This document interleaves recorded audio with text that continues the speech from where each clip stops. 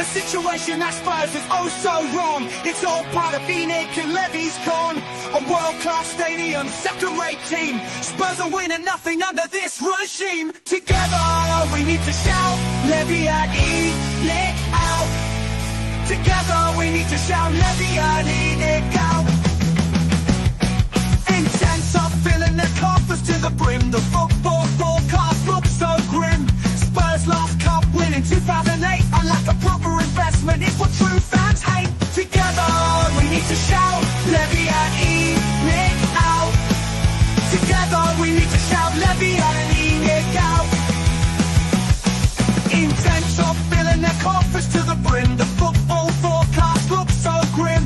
Spurs last cup win in 2008. Unlike a proper investment, is what true fans hate. Together we need to shout, Levy Enic out.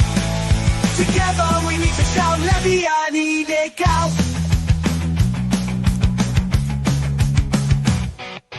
Project Youth, just another Levy feast. Dismantling Spurs history piece by piece. The stadium, just an entertainment hub.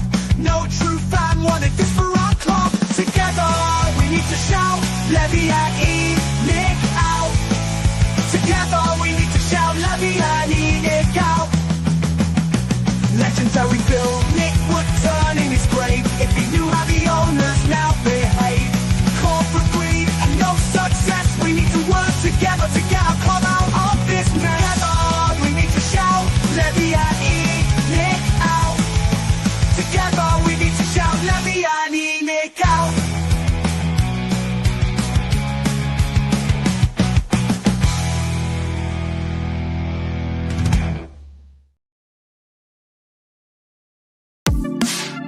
The first game we look for, Robbie.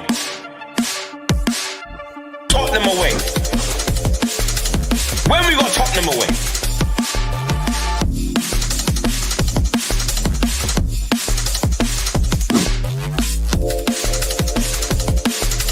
Tottenham away. When we got Tottenham away.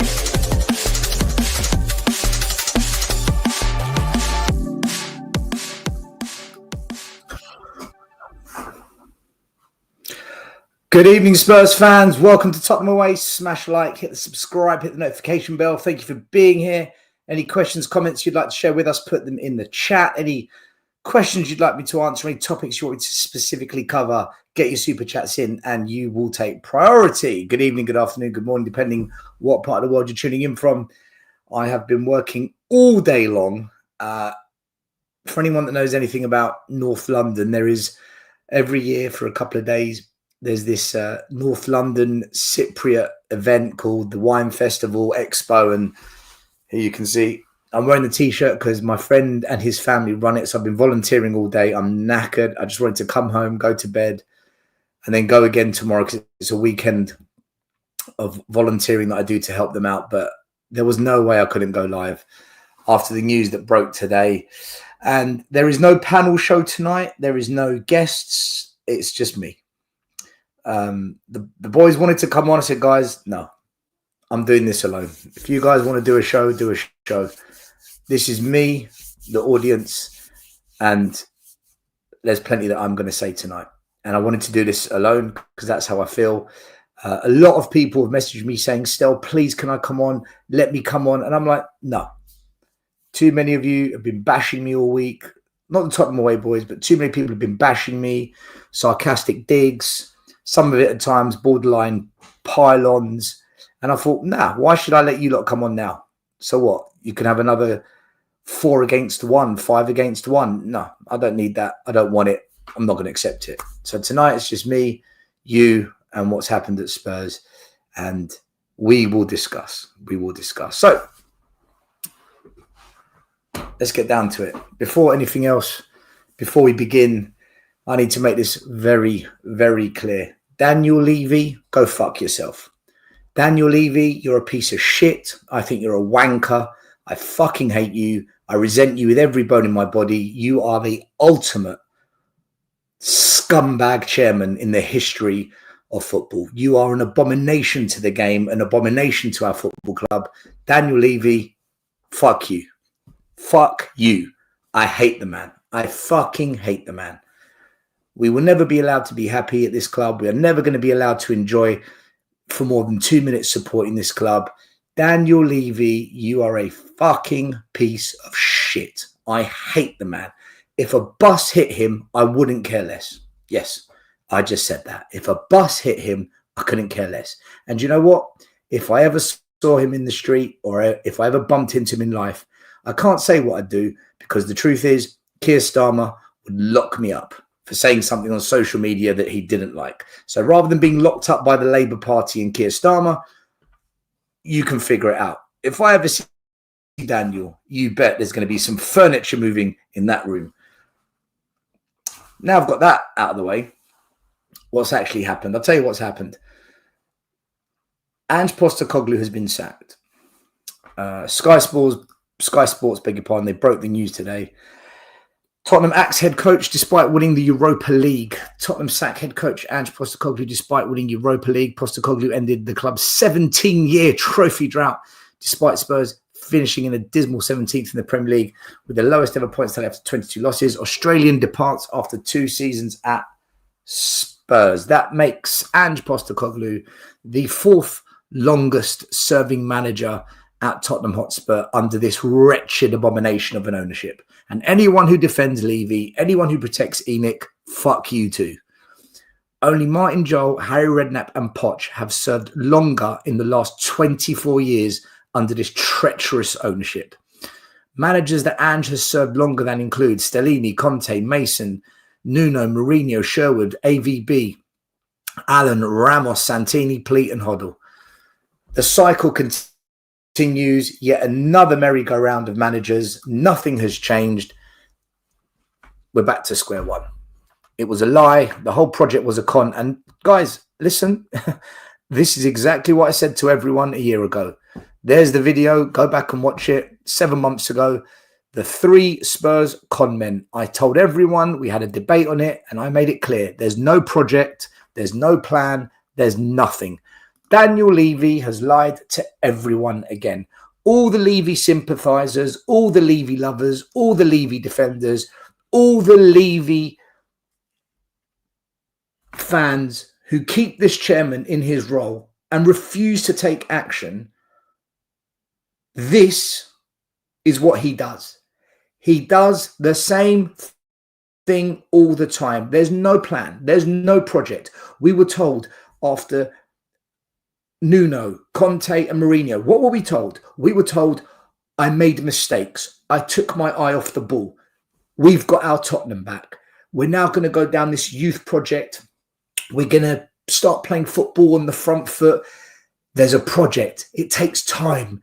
Be patient. Do you remember all the arseholes in this fan base? All the absolute cretins who defend Levy? Be patient. Where's the patience, man? Where is the patience? He's just been fired. Don't fucking ever talk to him about patience, process, plan ever again. It was a lie. It was a con. And we made the video. Con men. We said this was a con. The whole thing was a lie. I thought this was it. If this project failed, he's off. We were told if this project fails, that's it. No more Levy. It can't carry on. Well, the project's failed. He sacked him. There was no project. It was another lie. This is what he does. So now another rebuild, another project, another load of season ticket money taken, another load of new kit sales. Nothing changes, man. Nothing changes. So for me, I don't give a shit who the next manager is. I couldn't care less. For all I care, bring in Pep. He'll be gone in 2 years. The next manager will be gone in the next 6 months to 18 months. The next 6 months to 24 months, the next manager will be sacked. And all the absolute dickheads in this fan base who say project, plan, process, be patient. Shut up. Stop talking. It's ridiculous. It can't go on like this. It has to stop now. This was the final straw. This was the final curtain being drawn. This was the end of Levy should the project fail. It's failed. Munn, Lange, Ange, Levy. It's failed, guys. It's done. It's over. The whole thing's collapsed. The club put out a statement. Following a review of performances and after significant reflection, the club can announce that Ange has been relieved of his duties. So that's another £10 million in compensation, including bonuses for winning a trophy that we're going to pay out. That's more money that we can't spend on players because this fucking board hasn't got a backbone. Ange joined from Celtic in the summer of 2023. He saw a period of change on the pitch, returning us to an attacking brand of football that's been traditionally associated with the club, while writing a new chapter in our history by leading us to UEFA Europa League glory in Bilbao last month, an achievement that will live with us forever. Sorry, it's over. No one gives a shit anymore. You've killed it. We are extremely grateful to Ange for his commitment. No, you're not. If you're grateful, you'd give him a chance to prove himself and contribution during his 2 years at the club. Ange will always be remembered as the only third manager in our history to deliver a European trophy alongside, listen to this, alongside legendary figures Bill Nick and Keith Berkhamshaw. Daniel Levy has literally put Ange alongside Bill Nick and Keith Berkhamshaw in his statement, and he sacks him. Daniel Levy, you fucking cretin. However, the board has unanimously means overwhelming majority, concluded that it is in the best interest of the club for a change to take place. And I'll tell you why the board see it as in the best interest. I'm going to show you why. Following a positive start in the 2023-24 Premier League season, we recorded 78 points from the last 66 Premier League games, but we won nothing. This culminated our worst ever Premier League finish last season. Sorry, beg your pardon. He's talking about this season. Oh, sorry, he's talking about this season, last season. At times, there were extenuating circumstances, injuries, and then a decision to prioritize our European campaign. So this makes no sense, okay? The board unanimously say it's in the best interest to get rid of Ange. Then they go on to explain we only got 78 points from 66 league games, but then they justify it by saying there were extenuating circumstances, i.e. injuries, and a decision to prioritize the European campaign. So they've even given a reason as to why. Whilst winning the Europa League this season ranks as one of the club's greatest moments, we cannot base our decisions on emotions aligned to this triumph.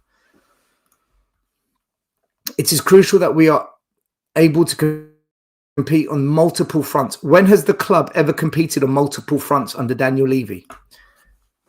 Name one manager in the history of Tottenham under Enic and Levy who got top six and won a trophy. Name one. There's not a single one. Daniel Levy is a fucking liar. It's crucial we are able to compete on multiple fronts. Never been done. And believe a change of approach will give us the strongest chance for the coming season and beyond. Liar. The next manager will be gone in the next 2 years, guys. Daniel Levy is a cretinous liar. This has been one of the toughest decisions we had to make. Yeah, that's what he said after Poch. He's a liar. He said, see, this is what makes me laugh. Here, he says, we cannot base our decision on emotions. And then here, he goes, this has been one of the toughest decisions. Sorry, that's emotion then. He's a fraud. This chairman is a fucking wanker fraud. We have made what we believe is the right decision. We'll talk. I'm going to show you about Daniel Levy's decisions in just a minute. Just you wait and see. I will show you about his decisions to give us the best chances of any success going forward, not the easy decision. We have a talented young squad, and Ange has given us a great platform to build upon. We should like to express our gratitude to him, blah, blah, blah. Wish him all the best, blah, blah. Lies, lies, lies. He will always be welcome back at our home, like he's going to want to come back. News on the appointment of a new head coach will be announced in due course. So, a generic statement, pretty much similar to what they said after Poch got fired. Nothing new there, loads of waffle, and a new lie, a new project, a new plan, a new process, a new load of fluff is going to be sold to Spurs fans. Let's see if the fans are gullible yet again.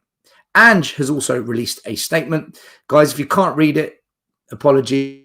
I will read it out for you anyway, so there will be no confusion.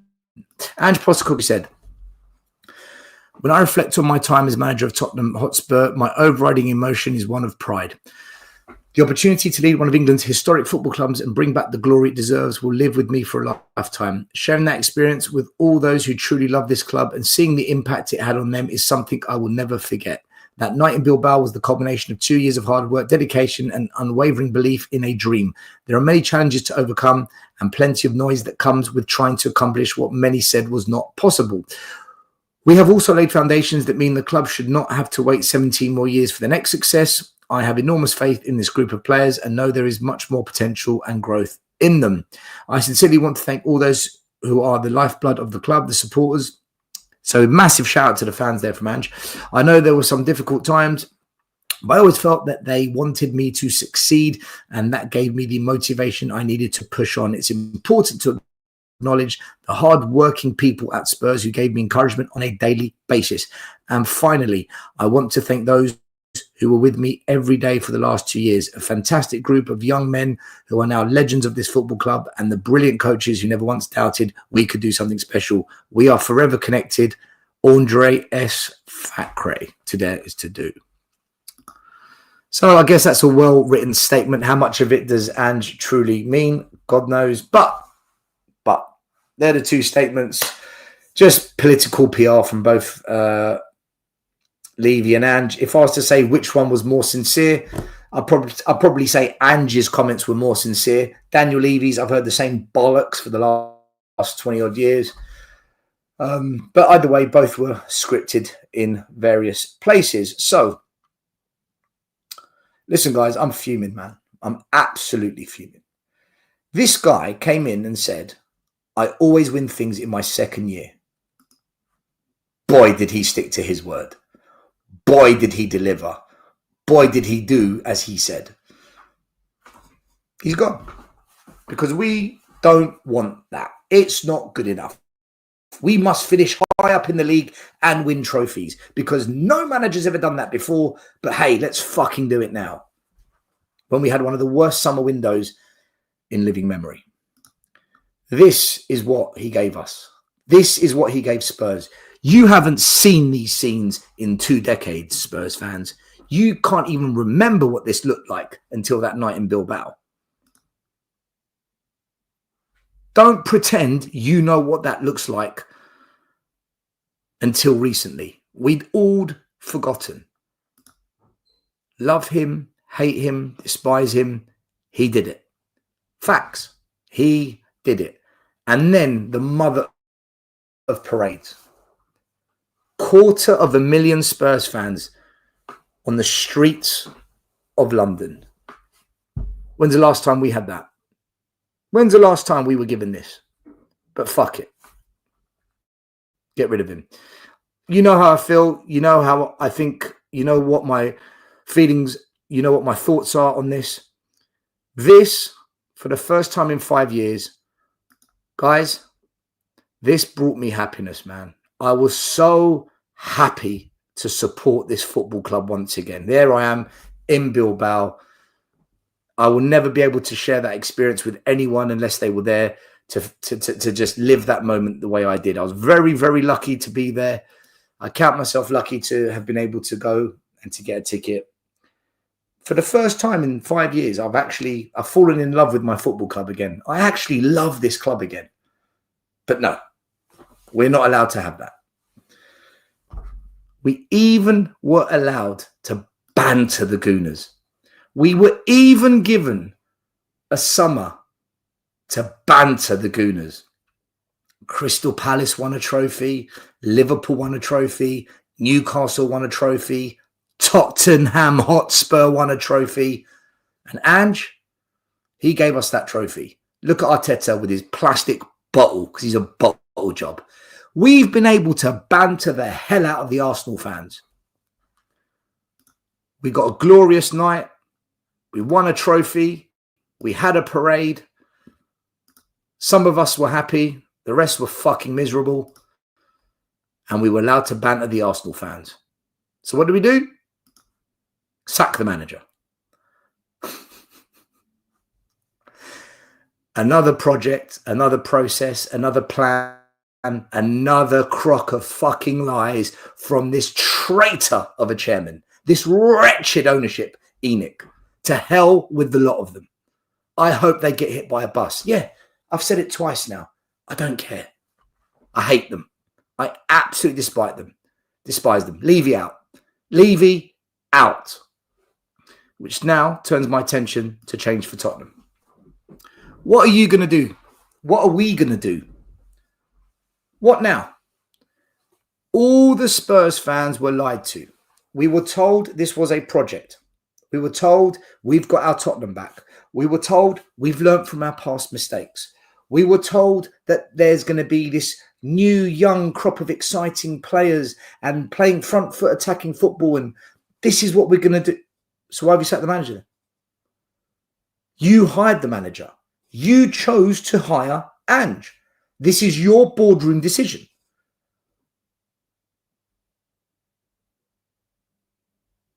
Change for Tottenham have put out a statement. Let's have a look.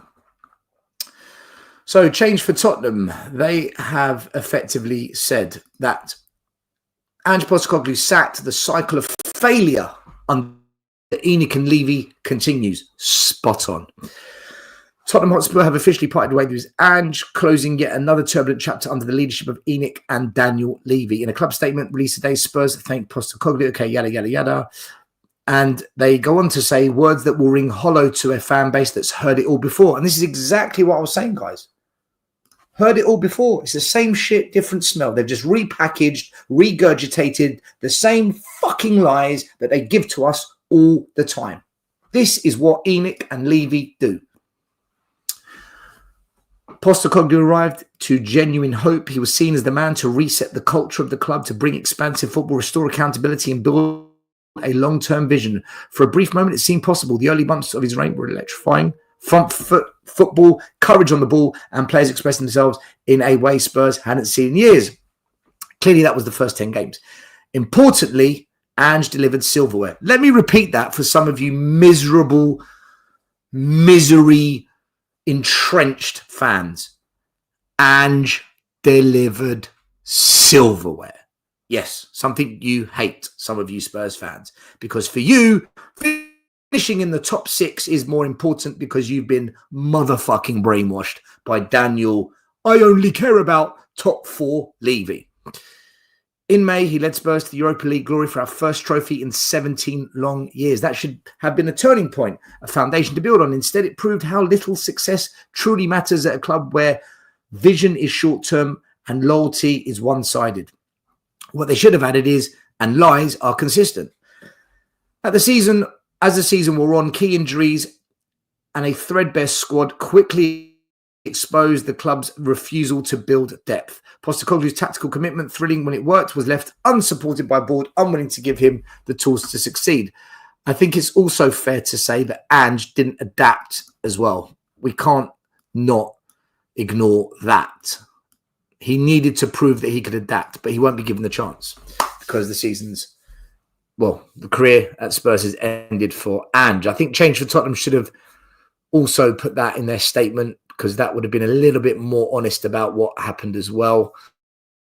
But nonetheless, they go on to say, let's move to the second page. Once again, a manager was expected to deliver miracles on a squad that was short of quality numbers, and once again, he became the scapegoat for problems rooted far above the dugout. Beg your pardon. This isn't just about tactics or form, it's about a structure that continues to undermine its own managers. Postecoglou, like Conte and Mourinho before him, were brought in to lead a project, but were never given the full backing to build one. True. Look at the shit we signed. Some of it you could say is Ange's fault, some of it we've seen it all before under Pochettino, under Conte, under AVB, and under Mourinho. The same pattern continued. What followed was inevitable tension with the board, disillusionment in the stands, and yet another exit clouded by chaos. The real issue is not who wears the tracksuit, but who holds the power. Spot on. Daniel Levy and Enic have now overseen more than 2 decades of false dawns, short-term thinking, and cultural decay. Guys, what have we been saying on Tottenham Way for years? The culture is rotten under these traitors that run the club. Until that changes, until real football leadership is prioritised over PR spins and commercial metrics, Spurs will remain trapped in this endless cycle of dysfunction. As fans, we want to believe in something bigger than this. We want a club with a footballing identity, a plan that lasts beyond one press conference, and leadership that matches the ambition of its supporters. Right now, we have none of that. The manager may change, but the problem stays the same. Is there a more profound sentence that you've ever heard? Let me repeat that for you guys. The manager may change, but the problem stays the same. That's exactly what Conte said when he threw hand grenades as he walked out the front door. I agree with 90% of what Change for Tottenham have said there. We must protest. We must unite as a fan base like never before and revolt against this board. Not because Ange going was the wrong or right choice, but because yet another project has failed. Yet another waste of money on players who half of we've brought in aren't going to work, are they? We know they're not going to work. If we sign Matthias Tell, in fact, let this sink in. If we sign Matthias Tell now, don't you fucking dare blame Ange. Don't you dare blame Ange. If we sign Matthias Tell, I'm going after every YouTuber, every person in the comment, and every person in the WhatsApp group because the new manager will have allowed it. And I will come after everyone that's bashed Tell. I will say to every single person that has bashed Matthias Tell, don't you fucking dare complain because it's not Ange who's signing him now, is it? Let's see what happens with Matthias Tell. That will be interesting. And I will hold them all to account. The gloves are off, everybody. Believe you me. Let's see what happens with Tell. My God, if he signs now, don't you dare. Well, you can't blame Ange. The new manager is going to get it. And those who support the new manager, you're going to get it as well. That's how this works. It can't just be a one-way street. We will see what happens. At the start of the season, let me ask you a question, Spurs fans. I saw this on the internet a couple of weeks ago.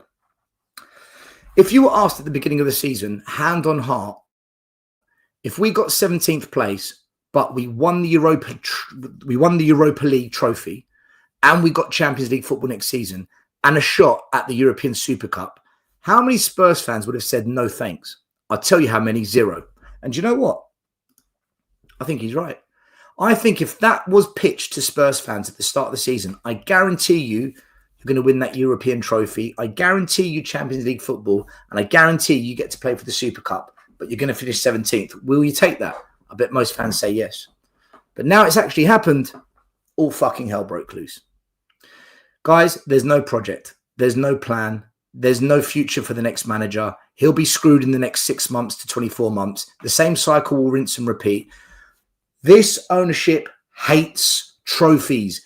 It's their kryptonite. They despise trophies. They've brainwashed YouTubers. They've brainwashed podcasters. They've brainwashed WhatsApp groups. They've brainwashed an entire fan base into thinking top 6, top 4. It's the bread and butter. When's it ever been our fucking bread and butter? Bollocks it has. And I can prove it. We sacked Juan de Ramos after winning a League Cup. We sacked Pochettino after getting to a Champions League final. We sacked Mourinho after getting to a League Cup final. We've just sacked Ange Postecoglou after winning the Europa Cup. Can you spot a pattern? Can you spot a trend? This has been going on since 2008. It's now 2025, guys. 17 fucking years. If you get to a cup final, if you win a trophy, you're going to get sacked. Why? Because Levy is anti-winning trophies. He's a rat. He's a vermin. He's a cretin of the highest level. Levy only cares about top 4 people, and he's brainwashed fans into agreeing. He has brainwashed everybody.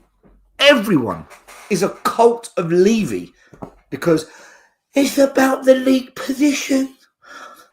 We need the extra. Fuck off. We need trophies. We need parades. We need to see our captain lifting silverware. We need to be happy people. Look at the terraces. Look at all the faces. We need to banter the boys from Woolwich.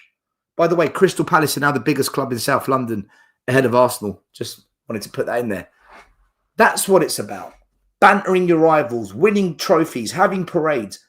This fucking ownership's against it. They hate it.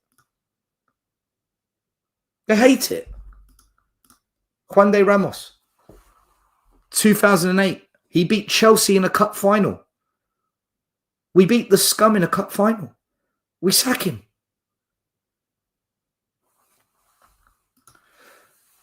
This manager gave us the best football we've ever seen. He got us to a Champions League final, something we've never done in our entire history.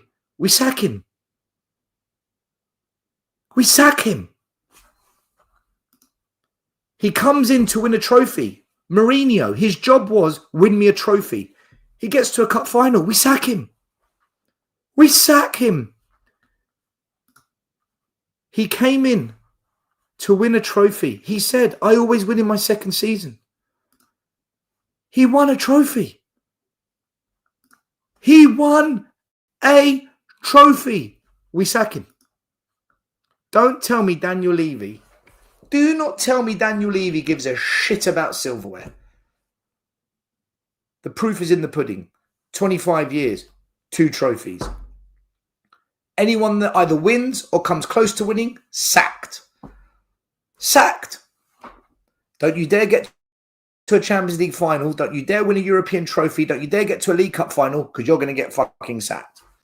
Top 4's the priority, and he's brainwashed everyone. But the financials, we need the extra 6.2 million. It's about business. You don't understand business. You don't know how football works. What the fuck are you talking about? Do you support a football club or do you support Goldman Sachs? Do you support Barclays Capital? Do you support Metro Bank? I support Tottenham Hotspur, man. This is all I care about, people. This is all I care about. This is it for me. That's all I want as a Spurs fan. But no, we sack them all. Every single one. Another project, another process, another plan, another, we've got our Tottenham back. Bollocks.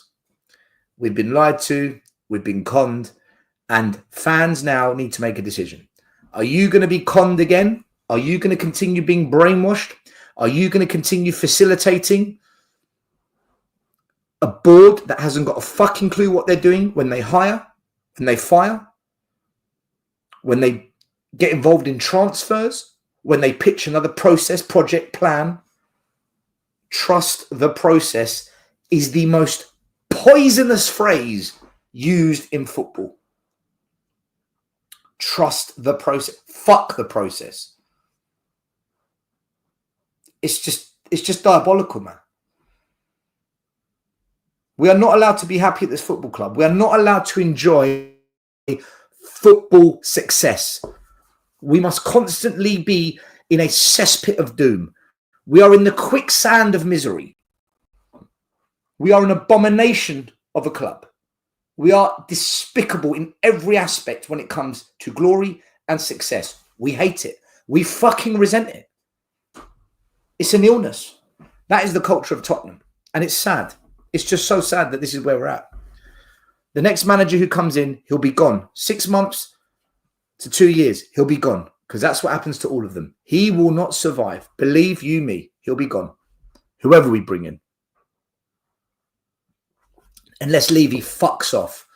Unless Joe Lewis, unless his yacht sinks with him on it. There's a plan. There's a player revolt. Apparently, the players are revolting. Ange Postecoglou's departure has angered a number of Tottenham players, with sources claiming some want to leave the club, and that the Australian's successor will face a huge task to repair the dressing room damage. No shit, Sherlock. Really?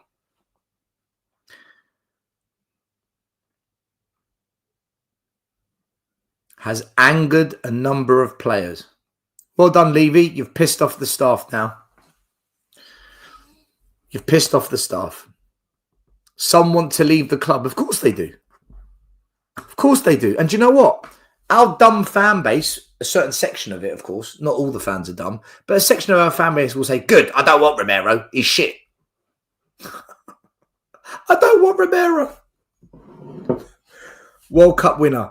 Double Copa America winner. Serie A Defender of the Year. Europa Cup winner. I don't want Romero. Fine. Fine. I don't care if Maddison leaves. Yeah, sure. He's only the best creative player we've got. It's pathetic. The whole thing stinks, man. I'm fuming, people. I'm fuming. Look, I have no control whether Ange stays or Ange goes. It's out of my hands. I have zero control over the situation. Whatever Levy does, Levy's going to do. I fucking hate him. I want him to be hit by a bus. I think that's the 4th time I've said it. But the point is, another project, another plan, another process has fallen down the wayside. Another dream sold to fans in a false fashion down the drain. You have been lied to. He lied to you. Daniel Levy lied to your face. We've got our Tottenham back. I made mistakes in the past. You're still making them. We haven't got our Tottenham back. Anyway, look, I'm going to do a couple of comments, and then I am going to bring on one guest. I said I wasn't going to have any guests, but there's one guy who rarely comes on this channel who reached out to me, and he hasn't been bashing, piling on, and throwing all sorts of comments all over the place. He's a cool head. He's a calm head. And I think he'll bring some much needed balance to this emergency meeting that I'm holding tonight with you all. By the way, thank you to, there's over 700 people watching. God bless you all. Thank you so much. Appreciate you all. I'm going to bring him in just a minute. Ian JD, thank you for your super chat. He says, with the fan base so divided over this sacking, is Levy's position under threat if the next manager fails? Ian, if the next manager fails, he is categorically going to fail. They all fail. They all last maximum 2 years. The next manager, it's curtains for him. It's doom. He's not going to get the backing he wants. He's fucked. It happens to all of them. Look, let me bring in Simon. He's a good friend of mine as well. Got a lot of time for this man. Simon, you are very, very lucky that you're on this show tonight, because I have literally said no to all the Tottenham away boys. I've said no to loads of people that have asked me to come on. But I made one exception for you only because I know you are going to come at this from a different approach to anyone else I know. So welcome, Si. Mate, how you doing? How's life? And listen, the floor is yours. Much love, man. How are you? Well, I can tell how you are. Yeah. Well, listen. How are you feeling, Simon? Well, I think I've learned over the last few years to kind of remove emotion as much as possible out of decisions and the thinking process. You know, when I heard the news earlier, there's always slight agitation, but I think I was, go to the sea or whatever and just clear the mind and think about it. I mean, I always have like a balanced approach, and I think with Ange, it's no secret that the league was like absolutely, abysmal. So there's always a balancing act with all of this, because we're probably even after the Europa League final, which is supposed to be a momentous occasion, something we're all supposed to enjoy for a good amount of time before transfer windows open and things like that. I feel like we're like more divided than ever before, and there's always now, even today, there's no sorrowness towards like the overarching problems that continue at our football club. It's more of a, oh, I told you so, oh, we knew this would happen. Like there's no solidarity in anything regarding this club anymore, even after such a significant trophy win. So I think you have to look at this in two ways. I think there's obviously the really poor league form, but then there's, on the other side of it, is this fantastic trophy that we've won. The biggest major trophy, like, okay, the FA Cup in 91, fantastic, of course. But, traditionally from a European level, we're talking about 30 plus years. We're talking about a generation of fans. And what I mean by this is the fact that a whole entire generation has passed in this, like, say, 25 or so years under one tenureship to have momentous, arguably, failure for that long period of time to finally get a trophy and then sack the manager. I don't know, was it less than 20 days after it happens? Now, the context is, of course, the league form this year has been appalling. I thought or felt that he should at least have a good number of games for next season to prove himself in the adaptability of what happened in his first season, which was to get us 5th. After that 5th position, he lost his best player, and understandably needed to move on to go and win titles, even though we won one.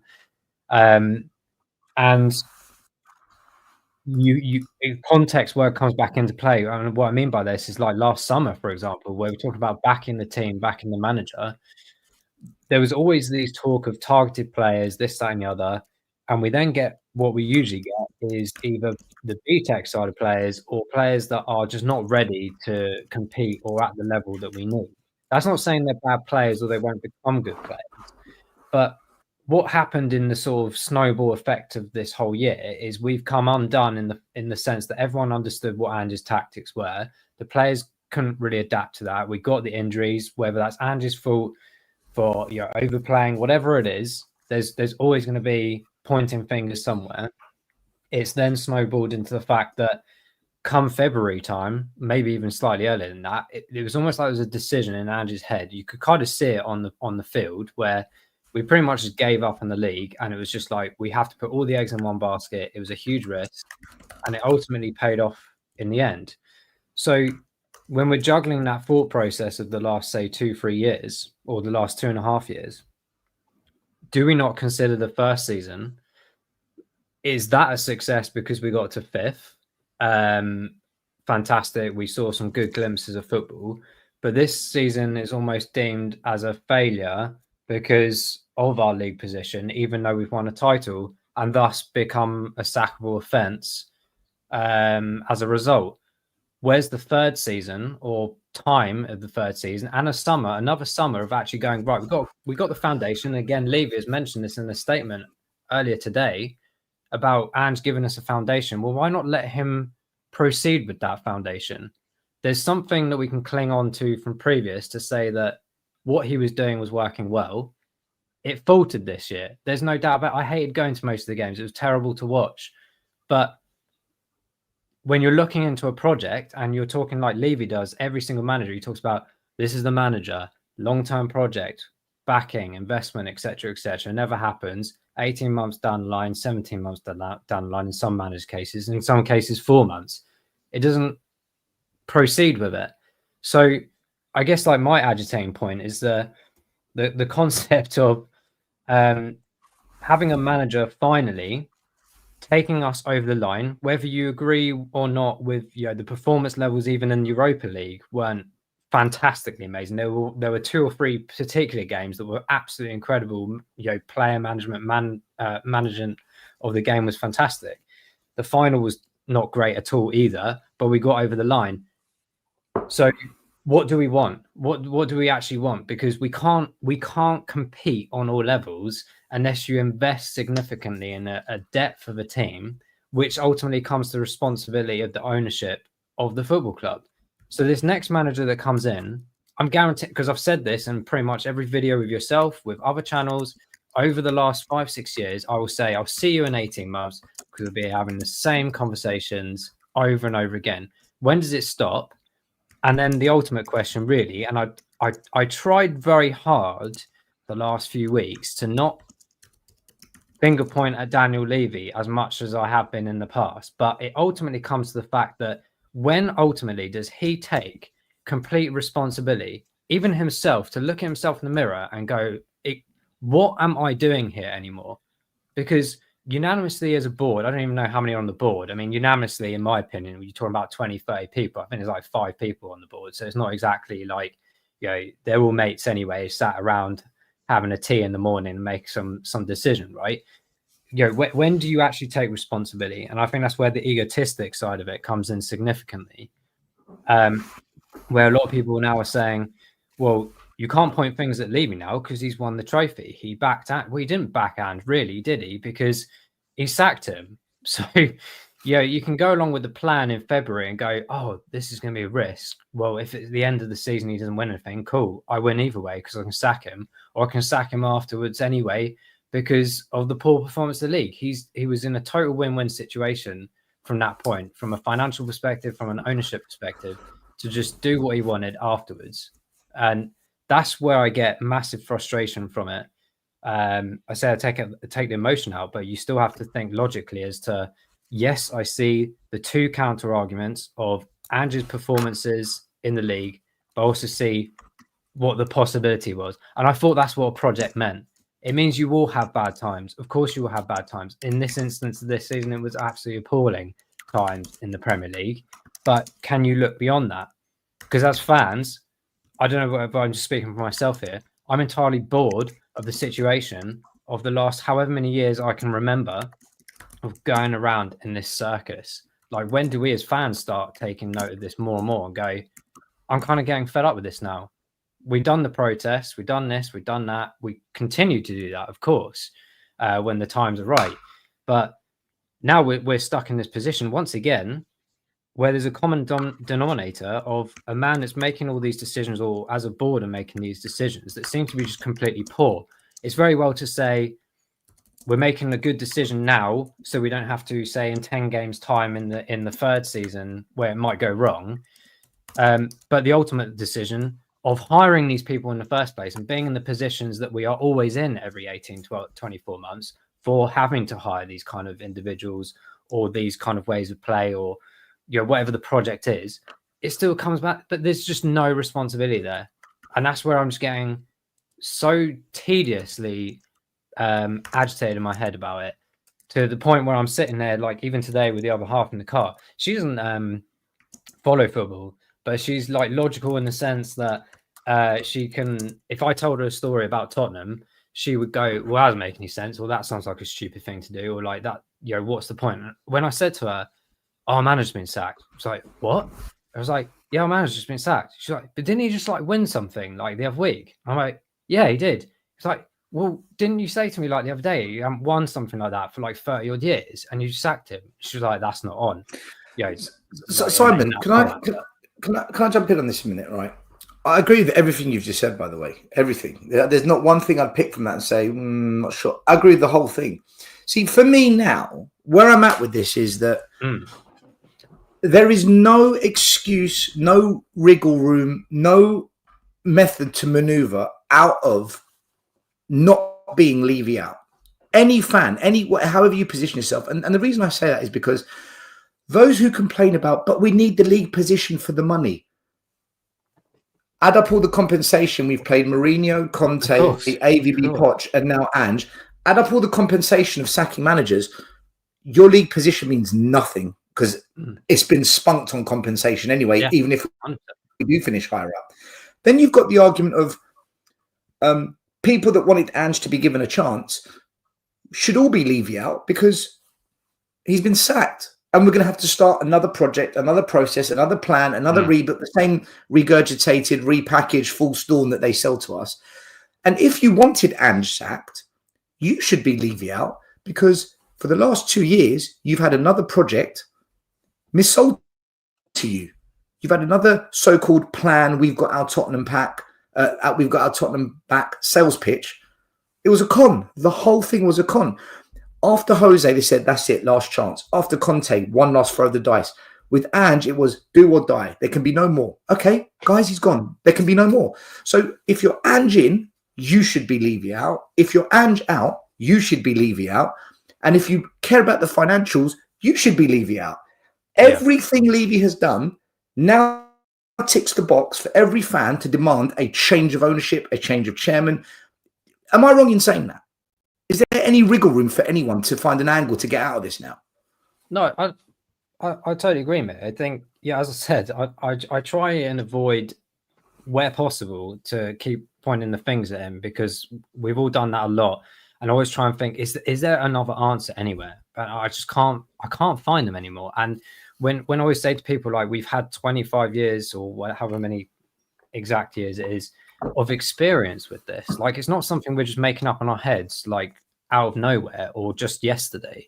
This has been in development for a long time. And I'm pretty confident to say, like, every manager that we've ever hired, the narrative, whether it's a PR thing that's created for him or he is just generally delusional in this aspect, I swear to God, like, every statement that he makes when he's hiring is like, we believe there's a positive mentality. We believe there's an attacking style play that suits our style, etc. Or we're bringing in these serial winners because we believe they can do that here and repeat it. Well, that only works if you're going to back these managers completely, give them trust as well, and not keep going into the inconsistencies of giving them short-term periods to try and make it work.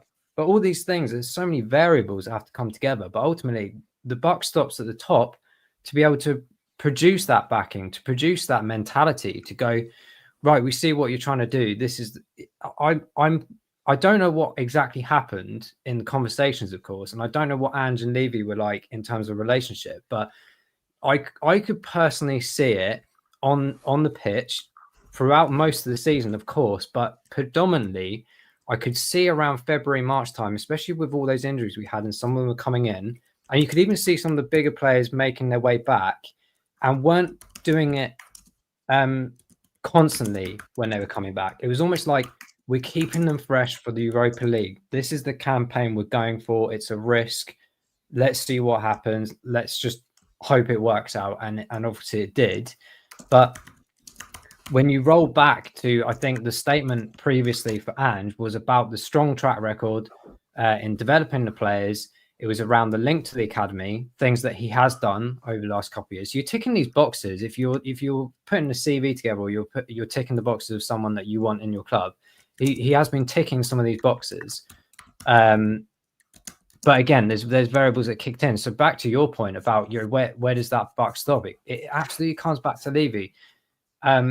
If you think about all the managerial instabilities that we've had over the years, we've got, and even before the Europa League final for many years, and especially this year, we've always said, where is our identity? What is actually going on? They've been trying to do their best to bring back old club crests and all these kind of weird branding things into fruition, because they realize that they're messing about with the fans here, the ones that have been here for a long time, way before my time. I'm talking about my dad's era, even before him. Yeah, like giving us free flags and free scarves in Bilbao and all that shit. Yeah, of course. There's a PR narrative behind all of it. It was trying to bring back some of that identity, or try and make people a bit happier. I'm not stupid, but like it's just generally that aspiration. Like, this is where I think the egotism comes in so significantly, because it's almost like, I have to be the top person here.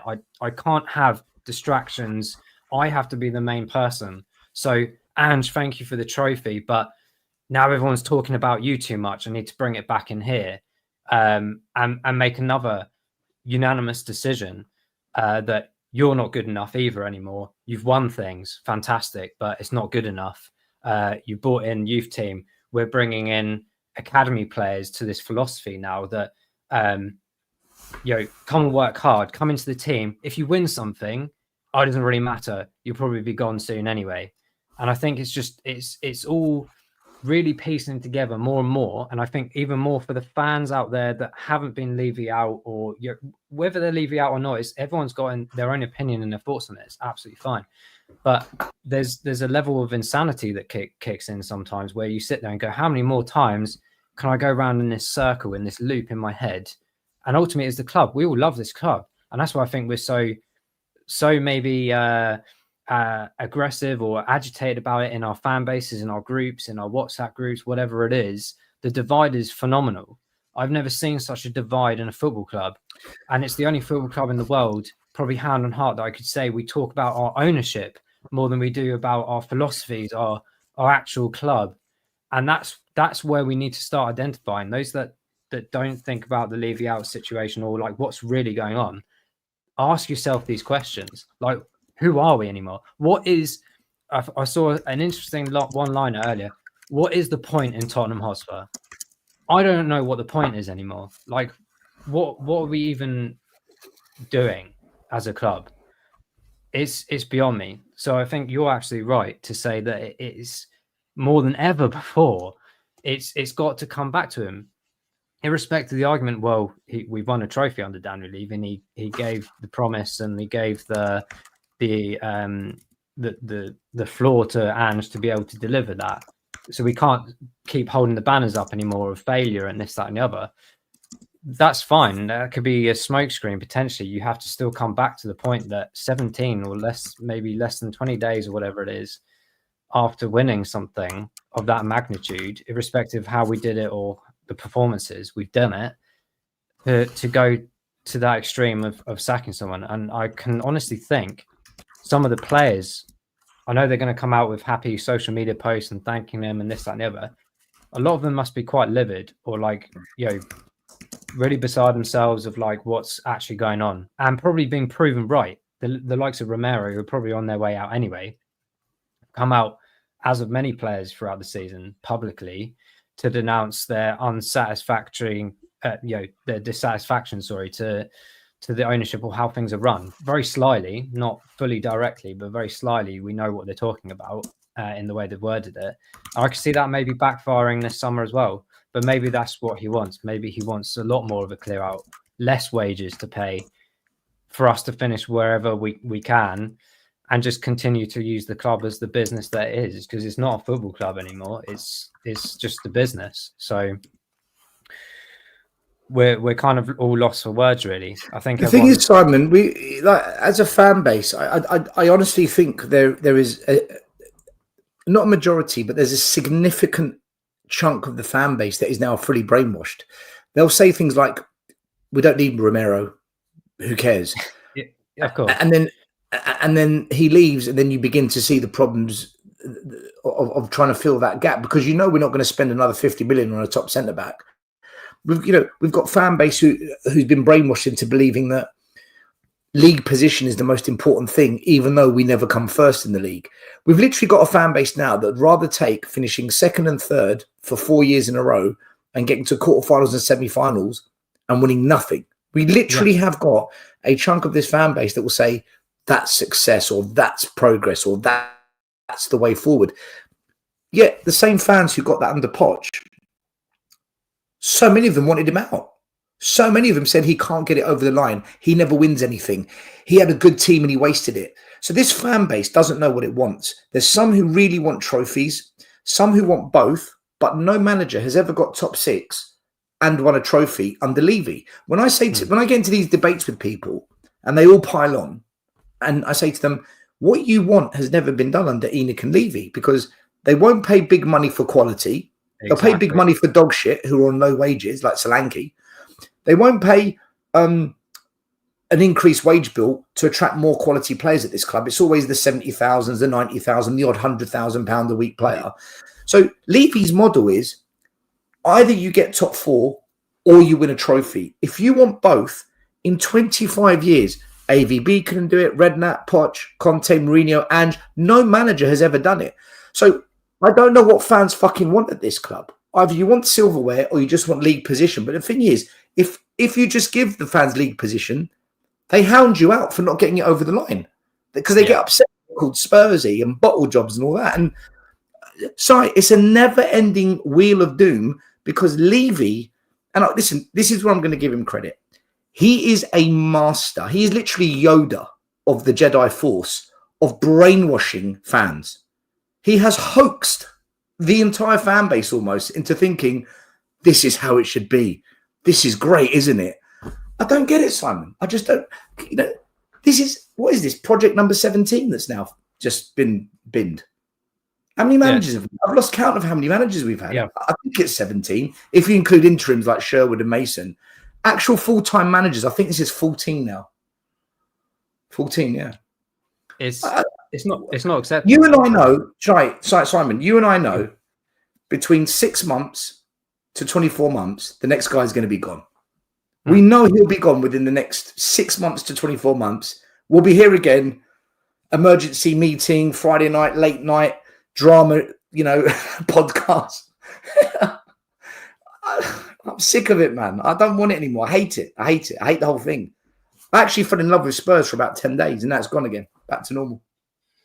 That's the thing. I think, you can never appease everyone, but there has to be some form of common ground at some point. And I think, you alluded to that point about how long we've been around in these circles. It's phenomenal. And what I don't understand, and this is where maybe the biggest problem in Spurs ownership at this moment in time. I mean, at this moment in time, course, the overall owner, Joe Lewis, originally, he's obviously taken a step back for what's going on in the financial world, etc.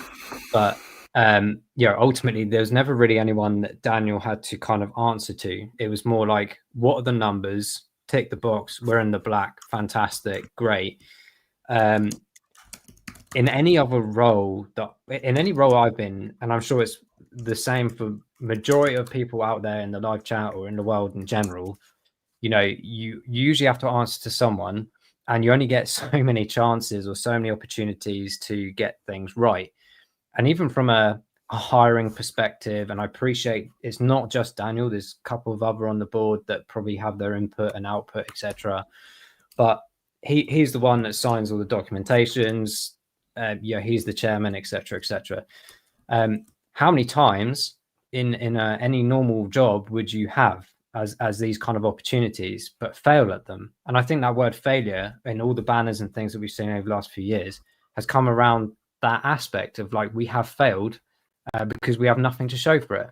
Now we got something to show for it. He can now probably Windle if he's still there. I know there's chatter about him stepping down, this, that, and the other, but regardless of that point at this moment in time, let's go with the fact that he's probably going to continue.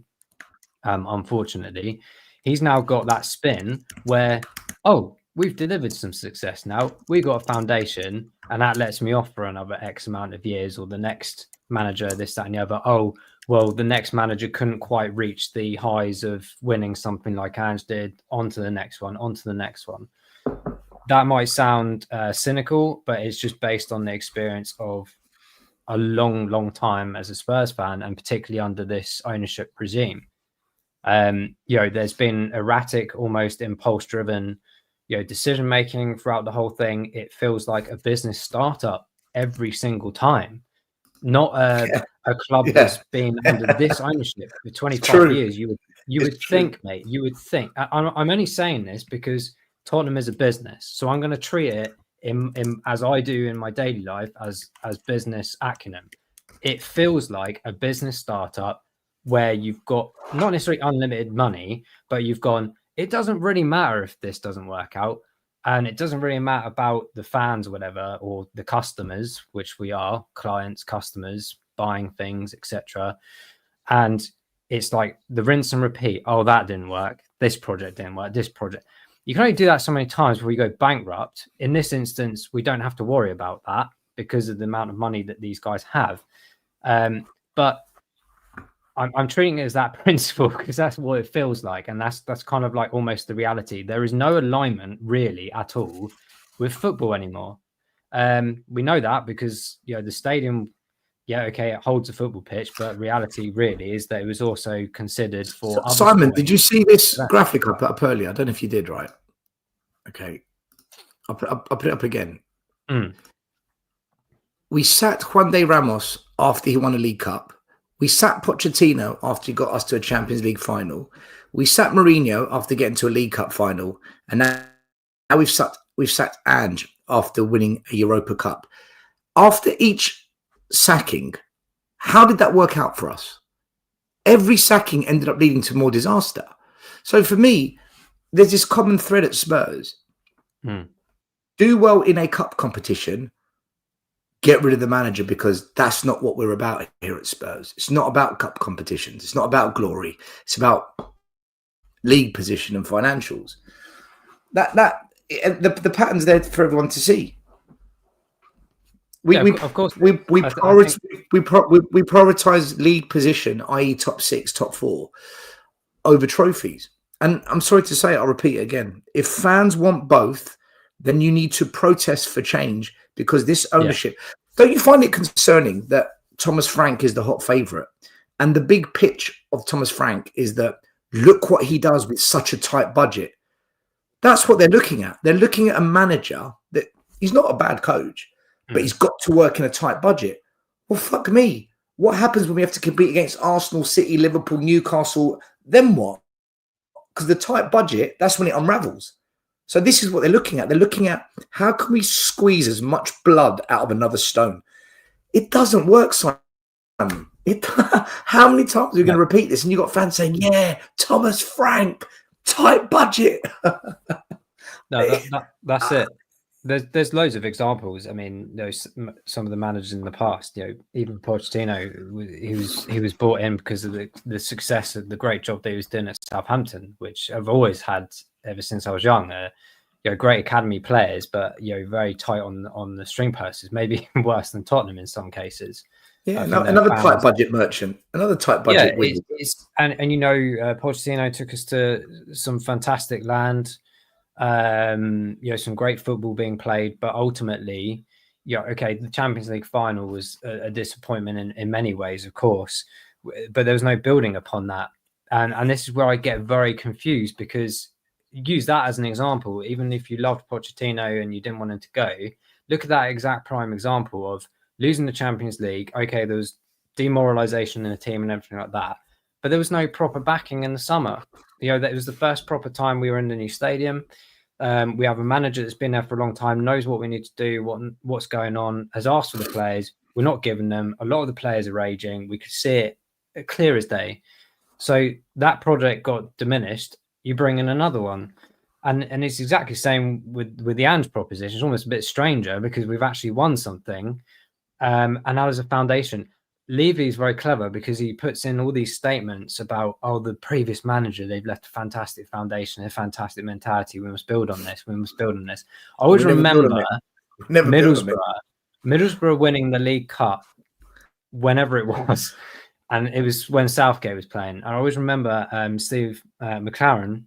No, it was actually Southgate in the interview after lifting whatever the League Cup was called. Yeah, they beat Bolton. I remember that. They beat Bolton. And he said, we must use this as a stepping stone for the club. I think the next season they got relegated or something, and we don't really hear about Middlesbrough ever again. There was exactly that same principle of it always sticks in my head. I don't know why, but it always sticks in my head. How many people say things and then they don't actually act or react upon it. And ultimately, it's not always down to the players and the manager. It's also the club owners above that to go, oh, there's something really special going on here. We must do something. Because if Tottenham ownership really did care about Tottenham, even after the Champions League, they would have backed it. They would have backed serial winners that they kept going on about and actually given the players that they need or want to actually go and win things or do things successfully. And it's the same with Ange. Yeah, okay, he got some of the players in, not all of them last summer. The depth problem was huge. Give him this summer to go, right, here's the foundation. You've mentioned it in your own statement when you sacked him. You talked about foundation. Well, if you think there's a foundation there, why didn't you allow him to continue that foundation that he built? So we're now back in the circle frame. And this is where I come back to the egotism. That's only thing left in my mind that's left here to go, why is he doing this over and over again? Irrespective of whether you believed in Ange or not, the philosophy is constant. The denominator of the person that's involved in all this is exactly the same every single time for the last 25 years. When does this stop? When? The only time it stops is when the fan base says enough is enough. It can't be on a match day we get 62,500 fans and 2,500 are at the protest. It can't be until unless we start getting 5, 7,500, 10,000 fans literally taking over the entire high road. Nothing's going to start changing at this club. We're getting there. We're heading in the right direction with the protest. But, I messaged the boys at Change for Tottenham tonight and I said, look, it's time to ramp up the efforts. We need to go to the next level because this is, I'll repeat what I said earlier. If you're Ange out, you should be disgusted and say, right, enough. I want this board gone. If you're Ange in, you should be disgusted and say enough's enough. If you're Ange out, you've just had another 2 years of lies, another 2 years of misleading sales pitch, another 2 years of you've got your Tottenham back project process plan, another con that you've been fleeced by. You've been fleeced by the con. We all know the next manager is going to be a con. I already know it's a con. You can smell it, the way it's building up. We're going to struggle to fund players. We're going to need to sell before we buy. Let's bring in a manager that works in the budget. It's a failure already, guys, because our rivals, Arsenal, Liverpool, Man City, Man United finished 16th, no trophies, no Europe, and they're signing top players. There's no excuse. No excuse. We're not going to do it, Simon. We're not going to go big this summer. We're not going to do what's needed. We're going to lose big players, and we're going to replace them with players that aren't at the same level. It's what we've always done. Recycling that philosophy as well. You know, it's not even just about managers and projects. It's now again players. You know, some players that have been here for a few years now. I'm not talking about the players that have been here for a long, long time that are probably a bit overdue to go anyway. I'm talking about the generation of players that have come in the last, 3, 4, how many years could potentially be gone, because they have a medal and a trophy under their belt, and that gets recognised by bigger clubs, etc., etc. So it's just going round and round in those constant circles. And I generally hope Frank doesn't come in, because I think he's got something good going at Brentford. He's got a good career ahead of him, and I think we would ruin it, or make him regret that decision coming to Spurs. That's generally how I feel about managers coming to Spurs now. I feel bad for them. I don't feel any excitement anymore, because I'm sitting there going, people say to me oh, get behind the man. I always get behind the manager if they come in. Of course I will, but I know fundamentally, factually, they won't get backed. In 18 months to 24 months time, we'll be sat here again in the same conversation. 100%. I'm bored of it. I'm just bored. It's almost like I've switched off from Tottenham mostly. I always said to all my pals, I only really go to Spurs these days because it's great time with my dad. And it's a trip up to London. I come from Portsmouth, so people will say armchair fans or this, that, and the other. That's not true. I spend 4 hours each time, maybe more than 4 hours each time coming to home games. I go to away games whenever possible, and it's almost like half of me is just switched off, because I'm I'm not expecting anything today. I don't know who we are as a club anymore. It's almost like I'm just zombified to go, because it's just been drilled into me in my DNA since I was a youngster to support Spurs and try and back them. I always back the team. That's why I mainly go to support the team. Even if some of the players are atrocious or the football's atrocious, you have to try and turn up, right? You have to try and change something or do something about it. But as a grand scheme of the club, I feel like the soul went quite a long time ago. Maybe with the old stadium. I don't know if it's me that just feels that way, but I feel like a lot of the soul did go, and it's more very just aesthetic. It's just very materialistic now, and it's not to the principles that I grew up with, and I'm sure previous generations did as well.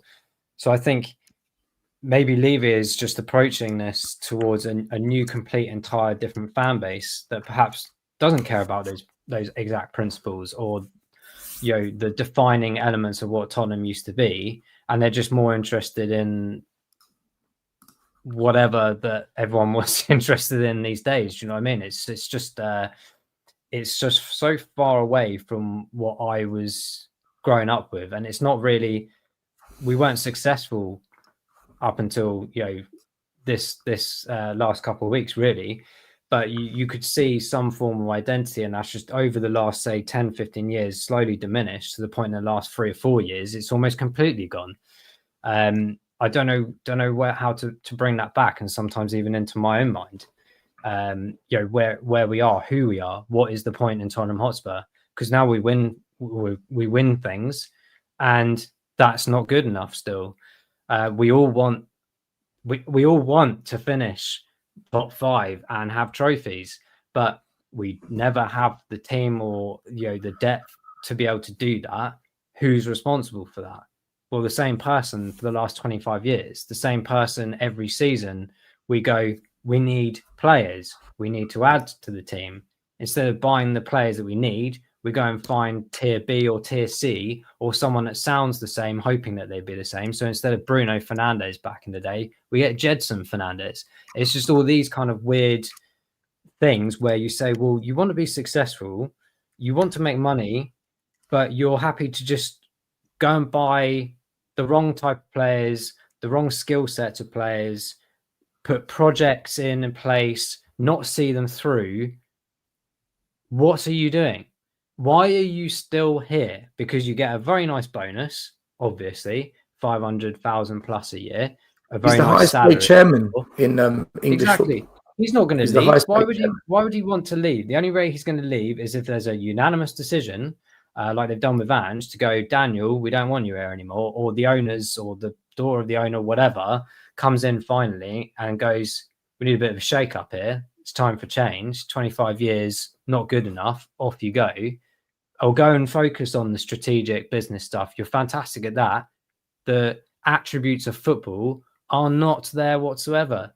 So this summer, new manager comes in, there'll be a bit of a buzz about that, etc. Players coming in and out, very minimal probably, but I can't see any positivity for the next 12, 18 months, because I'm basing that experience on my experience with Tottenham Hotspur for the last 25 years. Someone tell me different. Someone tell me different. How has it been different each year or every 2 years? I can't see any difference. It's not different. The next manager will come in, will finish a bit higher up in the league, he'll win fuck all. Then the fans will start putting him under pressure because they realise, actually, why aren't we getting it over the line? Why aren't we winning trophies? This whole league position thing is actually bollocks. And then when he fails to get top four, because he ultimately will, because the competition will sign far better players, then fans will begin to realise we're back to where we were under previous managers, and the pressure will kick in. We'll start crashing out at quarterfinals again, and then he'll be sacked. And it's the same cycle will repeat. But it's okay, because the next manager will develop Archie Gray and develop another youngster. And as long as we develop a couple of youngsters, all's fantastic. Forget trophies, forget success. Simon, I've said it time and time again. I don't know what this fan base wants. The one thing that I hear often is, we want top six and a trophy. No manager's ever done it at Spurs. The remit that they have to work under, that Daniel Levy provides, is impossible. It's an impossible framework to operate in. And then you get the odd, but Poch nearly did it. Nearly. That means he didn't do it. You know, at the end of the, you know, and then, you know what, the big question is this, we have to ask ourselves, what was the point of this £1 billion stadium? What was the purpose of this? Because it seems more and more it's got nothing to do with taking the club forward from a footballing perspective. It seems purely to elevate the business to a level where shareholders, boards of directors, chairman and owner are satisfied, and the fans are just literally, once in a while you might get a little bit of a joyous day out, and that's enough to keep you going, right? That's how it feels, this £1 billion stadium. So in fact, that's the biggest con, because once he built that, we're all trapped now. He's got us. We're trapped. Once he built that stadium, we're trapped. Yeah, I think I mean, from my perspective, I'm not a materialistic person anyway. So when I first saw the stadium, I was in awe of its structure based on, you know, architecture and stuff. But I wasn't impressed as such, you know, with the soul aspect. I just felt like it's just empty glass bowl to me. You know, I think when you look at all the emails we get regularly about, you know, different, and you know, it's about making money. I totally understand. Like, I'm not trying to just keep, you know, doing the Levy bashing on this side of things. I get there's always going to be a commercial side to any football club, but when you're starting to see or are seeing more of the commercial side than you are football, I mean, what's the crazy thing is, we only won a major trophy like 2 weeks ago, or whatever it was. Isn't it sad that all our Spurs groups, our chats, our conversations are all argumentative with each other again, before and after a trophy? They're now more argumentative today to say this is the right or wrong decision about Ange, when we should still be celebrating. Like, we're going to argue once the next manager's announced as well. Of course we will, because then it will be, oh, I don't think, if it's Frank, everyone will have a pro and a con for it. And of course, everyone's entitled to opinions and everything like this. As I said earlier, you're not even going to appease everyone. You just have to try and back the manager who is chosen. You can't do anything about it. If you're going to go with a bad attitude to games or whatever, stay away. Like, try and back the team and the players as much as possible, and the managers. And that's, I feel like, you know, what's the point in going to the game and spending 80, 90 quid on a match ticket if you're just going to do that? So you go with that mentality. It's not always reciprocated with, you know, good performances or the energy that you expect or the energy you've put into the day. but I'm kind of used to that as a Spurs fan over the years, and that's part of football in bad and good periods of time. But you know, when you're sort of scrolling, you know, back to that point that you know, we're supposed to be still celebrating, isn't it crazy that we're already coming back to the narratives we were trying to avoid? The protests and everything have an ultimate goal, is to have change to Tottenham, the change of ownership, everything. And you know, we've tried to go. Me personally, I gave credit to Daniel Levy to say, you actually finally went and got a manager in February, even though the league performance is going like this. You must have had a conversation in the background to go, look, trust me, Daniel, we're going to win something. Like, we're going to give our best shot, and I think we're going to do it. And he's backed him, because he could easily have sacked him like halfway through the season. So he's given him that play. He knows the league form. Yeah, let's be realistic. Even if we finish, we're not going to be finishing in February time at the end of the season, probably like top 8 anyway. So whether we're finishing 10th or 17th, in my opinion, it doesn't really matter if we've won a trophy. Like, it's a pointless discussion. Like 10th and 17th, what's the difference, other than obviously the common sense of 7 different positions? But like, he's followed that through.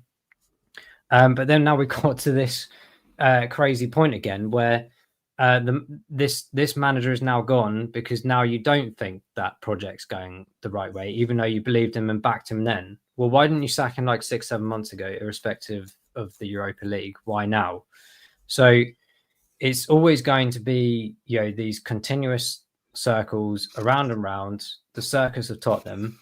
And I just can't see any other alternative. We should be, as I said, celebrating this momentum. Instead, we're now reverting back to, you know, when we won that Europa League, I was like, give credit to Levy. Now 2 weeks later, that's gone completely out of my head again. I'm like, he was at the parade. I know he has been like very quiet in the last few weeks, and even in the presentation of the trophy and stuff. You remember the Champions League semi-final? He was all over the pitch with Pochettino, you know, celebrating with the players and stuff. There was none of that going on in Bilbao. I think mainly because he realizes that no one in the fan base is particularly fond of him, and I understand why he wouldn't do that. Yeah, But, because on the last game of the season, Simon, when they did the parade around the stadium, yeah, when the camera on the big screen went to Levy, everyone booed. Yeah, everyone booed him. So, and that was a very cohesive boo as well. It wasn't like it was a pocket like it normally is. It was almost like the whole stadium, just like in standing with it. To be honest, they know. When you're at these parades, mate. I was in Portugal, unfortunately, so I missed it. But I was watching it on the plane as it was on the runway. Sat there for like 3 hours, but that entertained me, because it was like, I was so happy for everyone that was there. Everyone was smiling. It panned to Daniel Levy a few times, and he was like smiling, just looking out, you know, whatever, wasn't really interacting. I thought, how can you not look at that entirety in front of you and go, I take some responsibility for this, because I stood with the manager through this difficult time and believed in his philosophy that we can win something at the end of the season, and go, I want more of this. And I think he's delivered this. Let me give him what he needs. Put the plan in action to go, I'm really sorry, I didn't get the players we needed. I know there's financial scrutinies and this, that, and the other, which I still don't understand, considering the magnitude of the club that we are, and the money that is being brought in. Yes, we've got a big stadium. That's another completely different topic. But to actually sit there and not want that, and that's where I think it's a bit sad. I feel sad for him in some instances, because I think like maybe he's just not able to be happy for others, or like see success for other people, and it's not on him. Maybe that's what it is, because I just can't see any other logic behind it anymore. Because surely we all want that. We all want to go, let's try and build on this. That you said it just a minute ago, still, like United come out, go and buy players quickly all of a sudden. Well, where are we doing this? What have you been doing? I've said this every year. What have you been doing the last 6 to 9 months? Like, you pay all these people to recruit or like go and scout and this, that, and the other. Why is it that you haven't gone, right? Let's think strategically. If we don't win Europa League or Champions League, what kind of players we can get in? If we do win it, let's be bang on the money and get the players in that we need to build this team with this manager, with the philosophy. Because now we're doing it with another manager, he may or may not like some of the players that are already there. He'll want to bring his own players, probably won't get them because Levy will have the checklist that's given to him, and he'll have the checklist that he wants because it's less money. And then we'll be back in the same situation. Another manager, career going down the pan, or frustrations in fan bases, and then he's still there. Why can he not just be happy for once and go and invest and back this team for everyone's sake, including his own?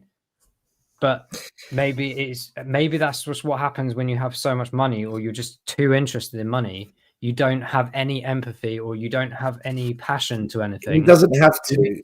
He said in his original statements when he took over as chairman that there was no passion or emphasis on football. It was purely business. There's no doubt in my mind that he was somehow happy at the Europa League final of actually winning something as a chairman. There must be some inkling in him, but even when you pan to his face, he just wasn't really that bothered. It was probably about like, right, cool, there's some extra money, that's great. He doesn't. Daniel Levy doesn't need to do anything whilst fans allow him to get away with it. Whilst there's no accountability from the customer to the business owner will just have carte blanche to do whatever he wants. I've just got a quick super chat I need to read out. Thank you very much to Jamie Allen, who says, in my opinion, Ange had to go. Too many red flags, and he was getting out-coached every week in the Prem. Thank you for the trophy, but we needed to move on. Yeah, Jamie, you're allowed your opinion, but that last bit, we needed to move on. We've never moved on. We've never, ever moved on under this chairman, ever. So that idea of yours, we needed to move on. We're not going to move on. Conte, Poch, AVB, Redknapp, you name it. Nobody has moved it on because the chairman will not facilitate the resources and the ambition to move it on. It's that simple. So I like your thinking, but it's a false dawn. You've been lied to for 24 years. You've been conned for 24 years. You've been sold a pipe dream, and surely you're not going to suck it up again. Surely you and others are not going to fall for it again. It's just, at some point, what's that saying? Fool me once, shame on you. Fool me twice, shame on me. It's on you now, right? We're being duped continuously with the same. Did you see the statement the club put out, Simon? Earlier today, yeah, of course. Did that not sound like the same statement they put out after sacking Poch, after sacking Redknapp? It just sounded like rinse and repeat. Yeah, again, it comes back to my point about lack of empathy. It's like a template. It's one of those templates you download off the internet and just change a few words. There's an element of there's an element of the PR team kicking in, probably ChatGPT these days, just like maybe the memory bank. GBT response. Yeah, let's just use like the template from last time, just change a few words, make sure Ange is in there, not Conte or anyone else's name that you've mentioned in the past, and just spew out the same nonsense. Really is what it was. I mean, when I read those things, I don't feel like there was a passion to it. It just felt like a bog standard generic message, partially disrespectful, like all the other ones were, with any of the managers that we've got rid of in the past. Irrespective of people's opinions, there's just no respect or any passion towards like what's been done. I'm not expecting them to reel out massive scrolls of writing English literature or anything like that, or like some romance of Shakespeare, but like at least like put some proper effort into it, give it what it deserves. But yeah, I agree with it. It was just another generic thing. I can't remember the last time we talked about those kind of PR statements, what that topic exactly was, but it was exactly the same principle. The way that they announced like what the bonuses are, the investments, the salaries, etc. When you're doing similar things like trying to increase ticket prices and stuff like that, there's just no fan thought at all. And again, that goes back to my point about the identity of the club. Like, it just doesn't feel like there's a soul. It doesn't feel like there's a personality. It's just very disappointing.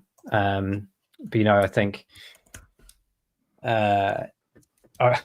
overall, I just think that there's a massive lack of that kind of collaborative football model that glues it all together. It's almost like, I'm not a massive advocate of Manchester City, but what they do well is the strategic aspect of making the fans feel very involved, making proper footballing decisions ahead of time.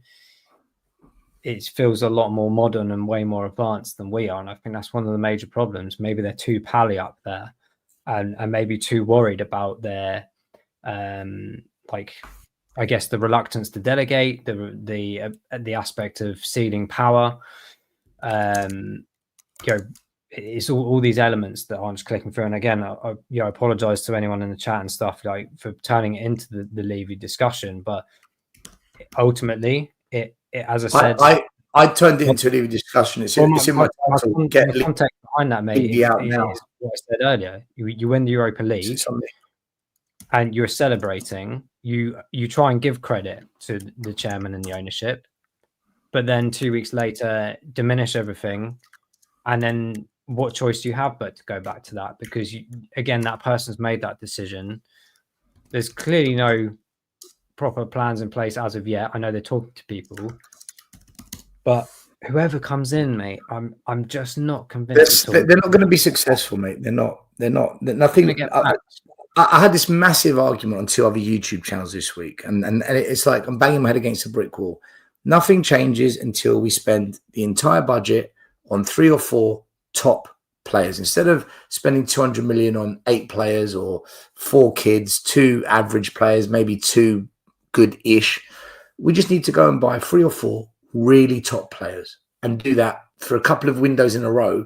And then suddenly you've built yourself 10 or 11 really talented players who can do both, finish top 6 and win trophies. But this summer we're going to find some, we're already linked to some kid from America at wingback, another Yedelin. Here we go again. We're not going to go and buy any elite level players. We might sign 1 really good player, but then the rest that we surround him with will be average. And then that elite player will slowly fall off because he's surrounded by players that aren't of the same quality. Jamie Allen, another super chat.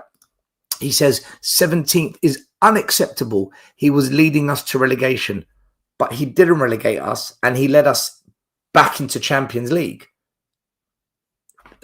There's 2 sides, no? Yeah, of course. Look. For me, Simon, I don't even care about Ange in, Ange out. I don't care. It's done. He's gone. What I care about now is which Spurs fan is gullible enough, easily led to believe that there's going to be another project plan that's going to... This is the one now, guys. This is the one that... We hear it all the time. I hear you. How many more times am I going to hear it? Do you know Arteta has poisoned football with his trust the process? That is the most... Wenger it's always Arsenal. Wenger started it with top 4s like a trophy. That was the beginning of the brainwashing exercise. Then it's manifested into trust the process. What happened to can we win? Can we just win trophies? There's a process, there's a plan, there's a project. Top 4's like a trophy. These sound bites have now become like the benchmark upon which to aim your achievements on. Get top 4, trust the process. That as long as there's a process and as long as you get top 4, you are, you've made it, you've arrived. This is the promised land. Not for me. I can never buy into that. I can never ever sign up to anything that says that is what footballing glory looks like. I can't do it, Simon. No, I think, as you said, like the whole Ange situation, as I said at the very beginning, there's 2 sides to it. I totally understand the logic of, why he would go or was, sacked, but I also understand the logic of why he should stay. It was very much almost a 50-50 flip of the coin. The dominating factor I'm mentioning here is that there's an underlying situation here as to why we're always in these positions. for the good. Yeah, the good side of it is just not really seen enough of it over the last 25 odd years. The bad side of it, the constant aggression, the tension in the fan base, everything has been a constant. I don't want to see that. As I said, you can't appease everyone. Whether it was Ange in there or another manager, or we're in similar situations. Okay, yeah, we could have had a better, absolutely a better season. But would we have got a trophy at the end of it? I don't think we would have, because the injury crisis will probably have happened anyway because of the intensity, the lack of depth, etc. Yes, Ange might have a part to play in blame of like why those injuries were occurring because of the high press, etc. Whatever. But ultimately, the reason why I talk about the foundation of what Ange is not saying specifically Ange definitely created a foundation. What I'm saying is Daniel Levy said at the beginning in his statements, as when he hired Ange, as he did with other previous managers, about a project. But then when they leave, he talks about the foundation that they left. That is what I'm getting at. Ange arguably did build some form of foundation in the sense that he had the ability to take us to a good position in his first season. The second season, obviously, objectives slightly changed. The players changed. A lot of new players, a lot of very young players came in as well. A lot of injuries. All these factors came in that made it a lot harder. The problems I had was the lack of adaptability, the change of tactics, which in the latter stage of the Europa League, he did start to do. So that's why I think there was a foundation, because you could, what I mean by foundation is you can see snippets of something to build upon. That's what a foundation is ultimately about. That's where I think that he could have been taken forward. He's gone. Like, I can see why he's gone, but the ultimate buck stops at the top as to why these things keep happening, why these things keep occurring. Why do we get into these situations? Why do we get into these situations with these types of managers or these manager selections in the first place? When we do finally get to win something, it then goes backwards again. That's what I'm talking about. The whole aspect of it is just an absolute mess constantly for the last 25 years. And it's because there's no actual plan or process. Like if there was a genuine plan, they would have said, right, year one, you got top 5. Good. Year 2, you didn't do well in the league, but you saved it because you got us back into the Champions League, which is the same as getting top 5 now. And you got us a European trophy. So what's the next phase of this plan project? Well, there isn't one, because there isn't actually a project or plan. So they've ended it. And this is it for me. Ange is gone. It's done, right? I don't care. Gone now. Whatever. The next manager will come in. I don't choose the next manager. Whoever the next manager is, that's who it will be. But my issue is this. There is no plan. There is no project. There is no process. They're going to sack Ange. So what was the point of hiring? Why did you hire him in the first place? You're going to sack. I'm hearing Scott Munn's on the way out. Why was he brought in? I'm hearing now there's going to be a reshuffle in the academy. Well, what was the point of the last 3 years of reshuffling the academy after McDermott left? This constant, that the board's being reshuffled, this constant reshuffle, changing positions of directors, managerial staff, senior employees, this constant reshuffle, there's no continuity. There's no strategic plan for football. This is my issue. Thomas Frank, or whoever it is, Pep Guardiola, Jurgen Klopp, whoever comes in next is doomed. They are on a train to failure, because this is what we see all the time. And this was pitched, right?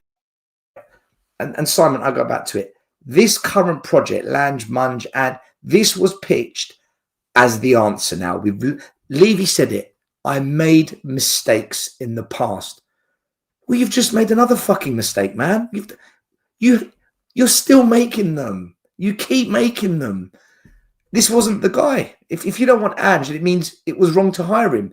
If Lange is the wrong recruitment guy, you were wrong to hire him. If Munn isn't doing the work that he should have done, you shouldn't have hired him. Daniel Levy constantly hires and fires, which means if you're constantly firing, you hired the wrong person. There is the same rinse and repeat. And here we're going to go again, Simon.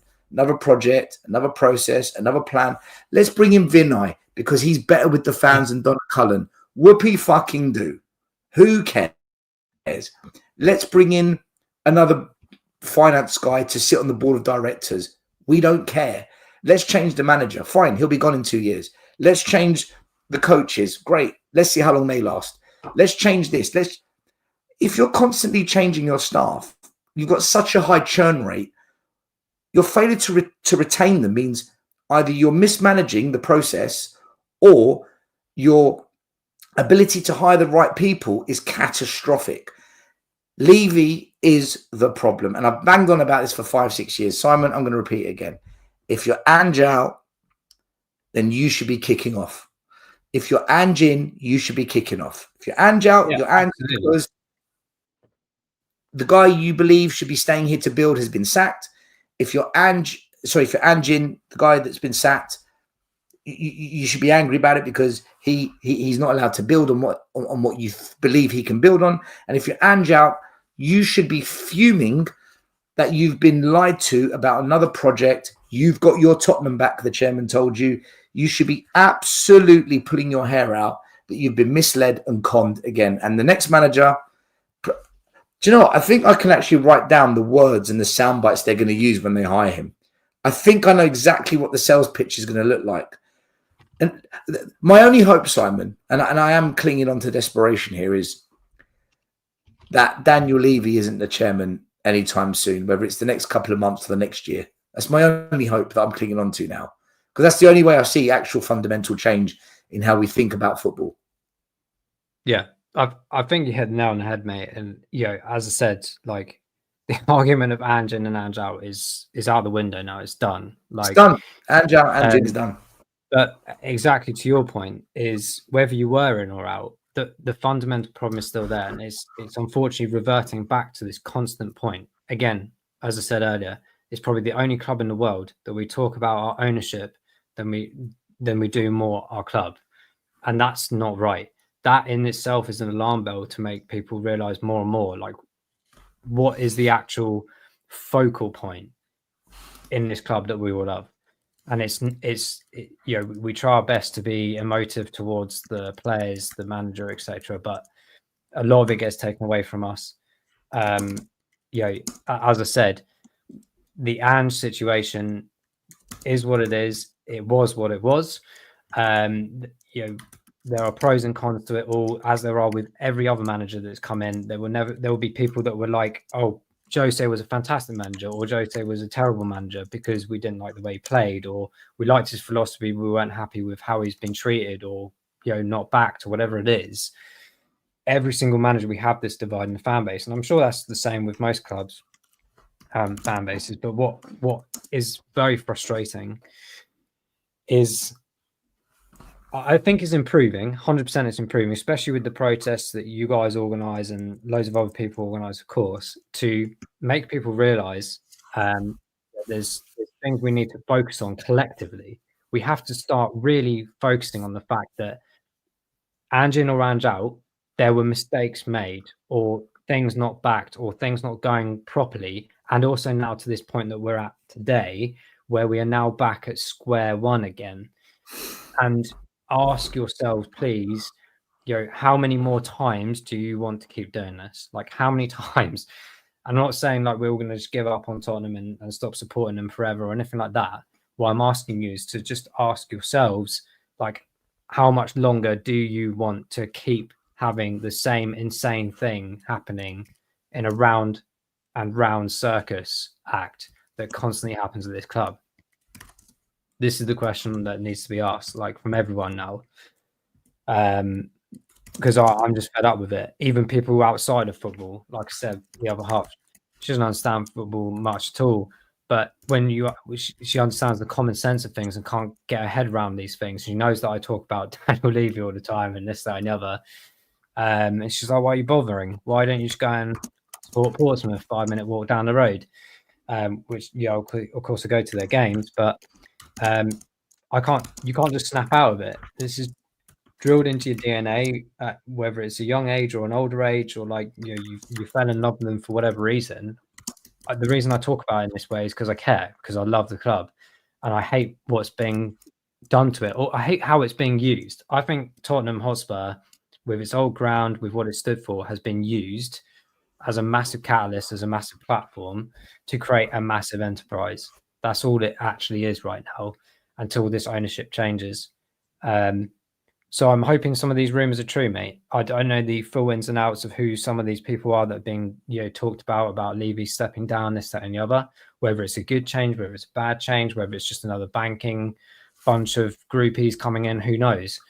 But I'd like to try something different, for once in these years to come, so that the next generation can hopefully have some more snippets of what we've seen over these last couple of years, which seemed like a lifetime ago now, of all those celebrations, not just in Bilbao, but in those parades as well. I want to see more of that.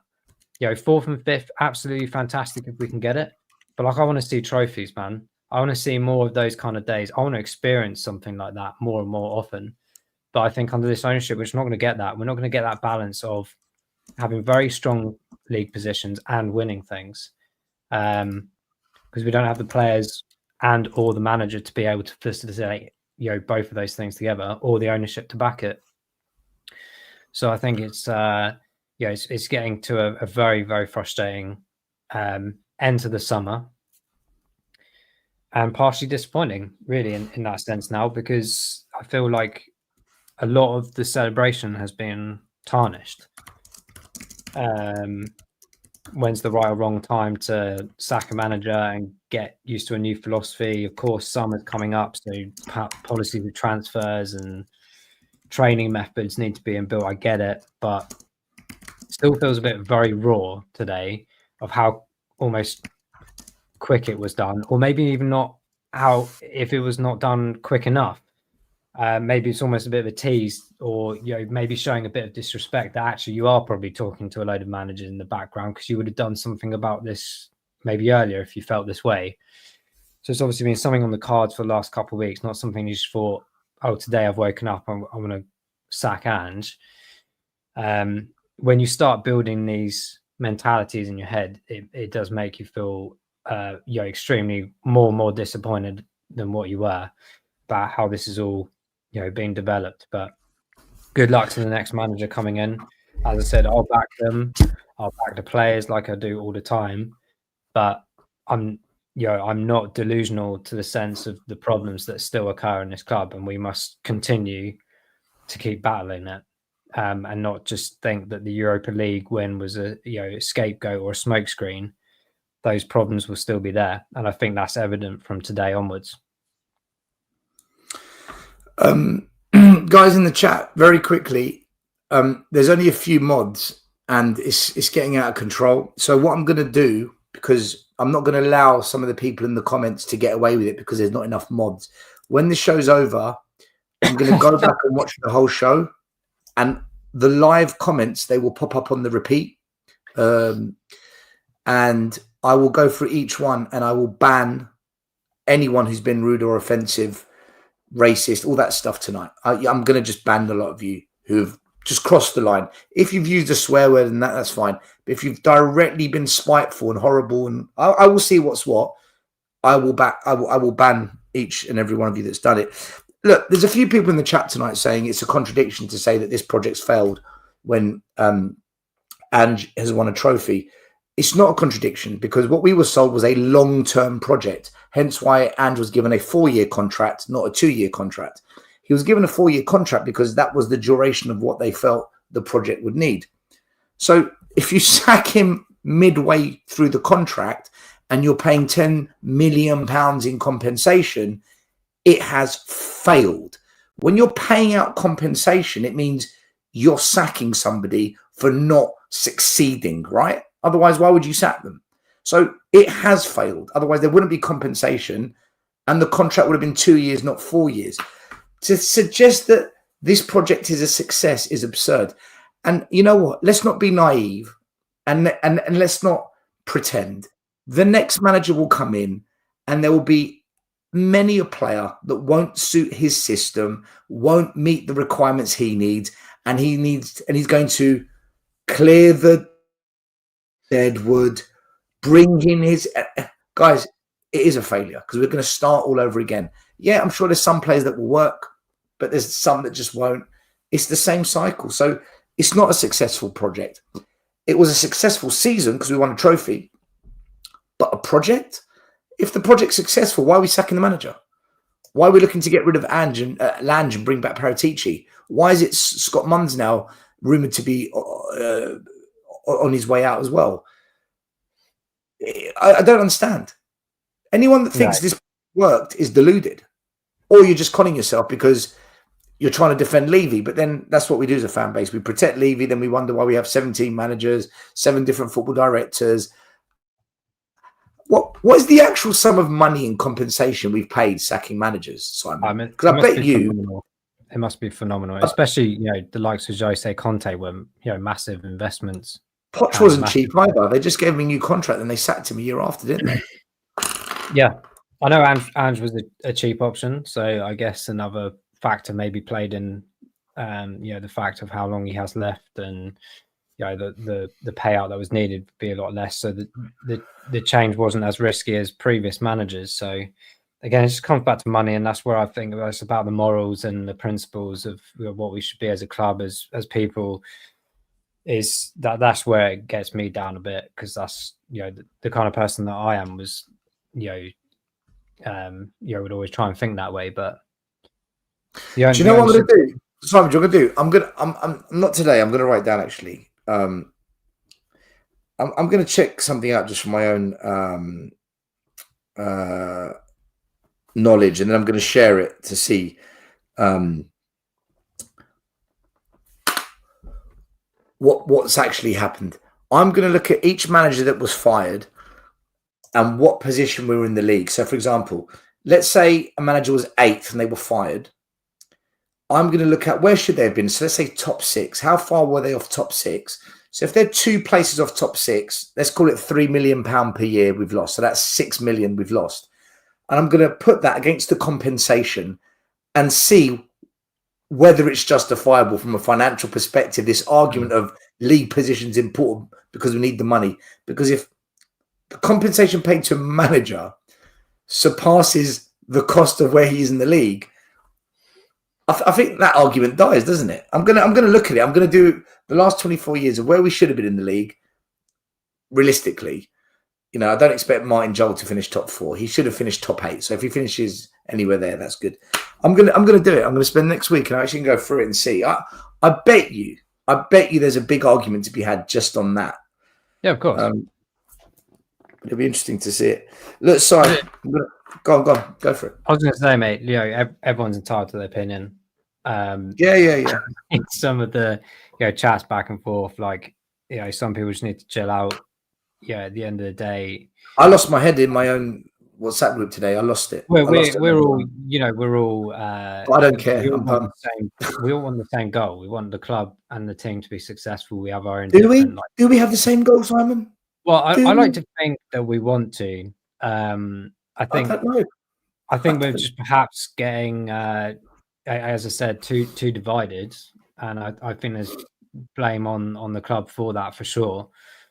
When we should all be coming together really more than ever before. As I said earlier, whether you are, one of my last comments would be whether you're Ange in or Ange out, the problems have come back almost immediately, regardless. To that scenario, how many more times do you want to go around this circle? That's an honest question, an open question to everyone. How many times do you want to complete this circle of insanity?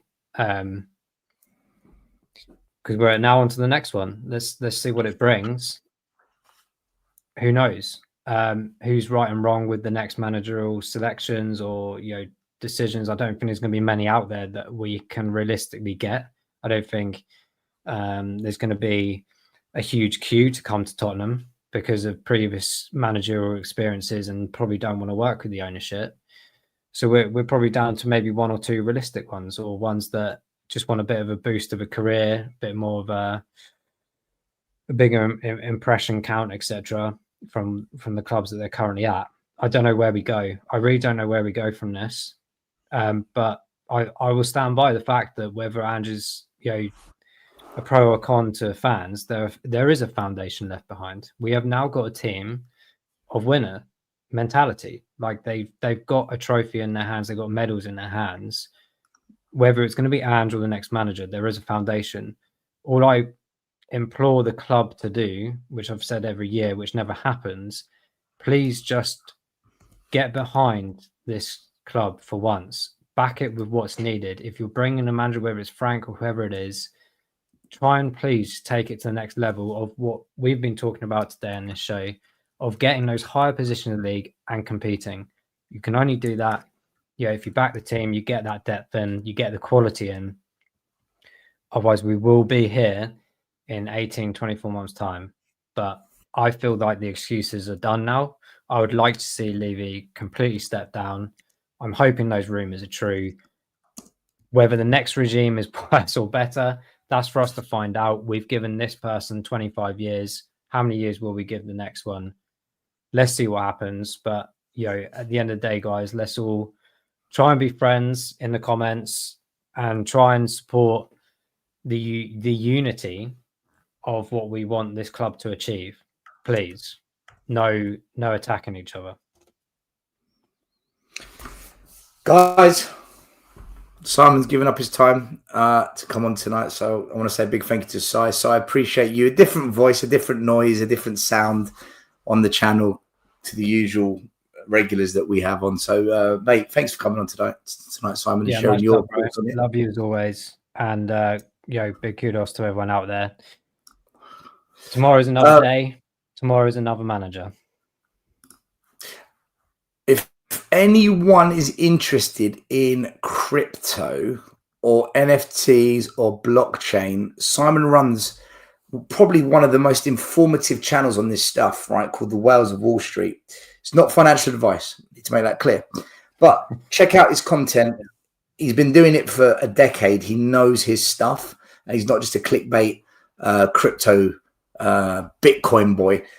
Honestly, if you just want to learn about the whole industry and understand what's going on, check out his channel, Whales of Wall Street. Links down below. He's really, really good at it. I'm not just saying it because he's my mate. He knows what he's talking about. Also, to people in the chat, I won't be backing another project that Levy does again. I'll support my team, but I'm going to go full throttle on the protests. I want him gone more than ever before. I couldn't care less what the next manager does. For me, the project's already set to fail, and ultimately it will fail, regardless of who comes in. I don't buy it. I don't believe in it. I'm done, guys. I'm totally done. I couldn't care less who the next manager is. That's where I'm at. Thanks for watching tonight. Appreciate you all. We'll be back on Monday with the full crew: Iggy, JP, myself, Mari, Maz, Lee, and Ian. So come check us out Monday. We'll be talking about what's next. Maybe we know who the new manager is as well by then. But until then, look, come on, you Spurs, and let's see what happens this month, next month. We'll be live again at some point. Have a good one. Guys. Have a happy weekend. Bye-bye.